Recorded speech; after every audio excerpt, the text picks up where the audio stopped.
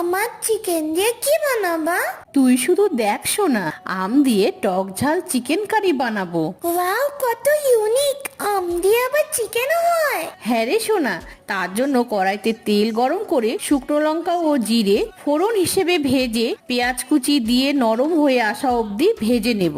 এরপর আদা রসুন বাটা, হলুদ লঙ্কা ও জিরের গুঁড়ো আর স্বাদ অনুসারে লবণ দিয়ে মশলা ভালো করে ভেজে নেব। এবার মাংস দিয়ে মশলার সাথে ভেজে ঢাকা দিয়ে কষিয়ে নেব।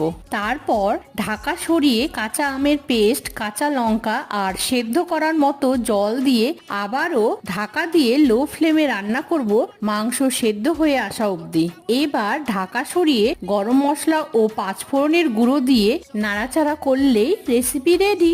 কত ইউনিক রেসিপি, তাই না বলুন? তাহলে এরকমই ইউনিক টেস্টি রেসিপির জন্য চ্যানেলকে সাবস্ক্রাইব করুন। Bye bye.